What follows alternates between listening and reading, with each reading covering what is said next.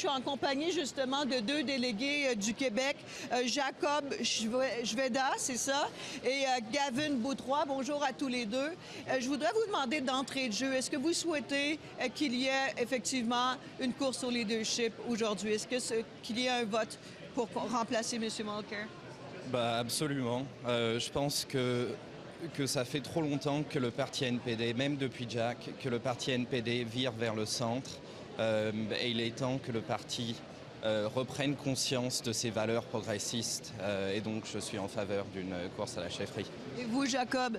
Oui, je suis complètement d'accord. Je pense que c'est un temps pour un changement générationnel et pour un leader qui est fier d'être progressiste, qui est fier de représenter les priorités des jeunes québécois et canadiens. C'est ça.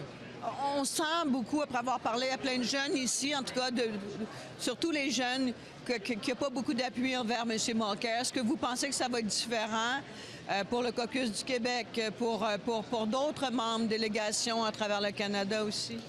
Il y a un gros mythe par rapport à Tom que je voudrais un peu éclairer. C'est que tout le Québec est derrière lui.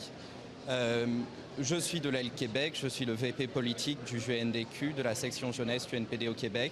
Et je sais qu'il y a beaucoup de Québécois qui ne sont pas derrière Tom. Pas satisfaits. Ouais, surtout après la façon dont on a été traité dans l'élection. Vous n'êtes pas prêt, donc, manifestement, à lui donner. Vous pensez qu'il ne mérite pas une deuxième chance. Vous ne croyez pas qu'il a appris la leçon?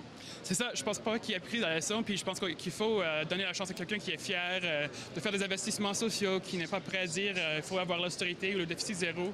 Surtout au Québec, il faut avoir quelqu'un qui est prêt pour les investissements sociaux.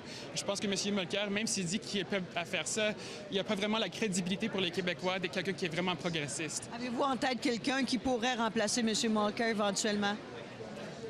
Disons que le Canada ne manque pas de jeunes intellectuels, travailleurs, progressistes, parmi lesquels il y a certainement une très belle sélection de leaders possibles. Qu'est-ce qui va arriver, selon vous, si M. Mulcair obtient aujourd'hui 65 % des appuis? Est-ce qu'il doit rester ou partir? Je pense qu'il faut qu'il parte. Je suis pas sûr qu'il va partir, mais j'espère que oui. Je pense pour avoir un parti qui est uni, qui est prêt pour 2019, qui est prêt pour battre dans la Chambre des communes, il faut avoir quelqu'un un leader qui a le support, le soutien de au moins 90 % du parti, ce qui est un taux de soutien normal pour un parti politique au Canada.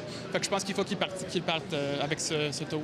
L'autre vote important aujourd'hui, c'est sur le Libre Manifesto, le manifeste qu'on a traduit en français, Un bond en avant. Est-ce que vous souhaiteriez que ce manifeste-là, anti-pétrole, entre autres, anti-entente commerciale internationale, est-ce que vous souhaitez que ce manifesto-là soit étudié, soit adopté? Oui, tout à fait, mais c'est pas un document négatif. C'est un document qui projette vers l'avenir. Qui, pour une fois, dans ce parti, dans les dernières années, présente la possibilité de se renouveler. On voit les manifestants à Paris, on voit Jeremy Corbyn en Grande-Bretagne, Bernie Sanders au sud. C'est sûr qu'il y a une faim, une soif de remettre de l'égalité dans la société qu'on habite. Alors, ouais, je suis derrière le manifeste. Ouais. Même s'il y a beaucoup de controverses, on l'entend, mais en même temps, c'est sain dans un parti de débattre de ces choses-là. On voyait Mme Notley qui a fait un vibrant appel aux pipelines, puis on ne sait pas trop de quel côté se rangent d'autres personnes. C'est sain d'en discuter. Oui, mais je pense que c'est une opportunité d'avoir un changement d'idée, de transformer l'économie pour avoir des emplois plus verts. Alors, c'est pas une question d'être négatif, comme il a dit, c'est vraiment une question de créer, de bâtir une économie, une société qui est plus juste, qui est plus verte. Et ça nous donne un plan pour commencer cette transformation de l'économie de notre société. Alors, c'est ça. Merci beaucoup.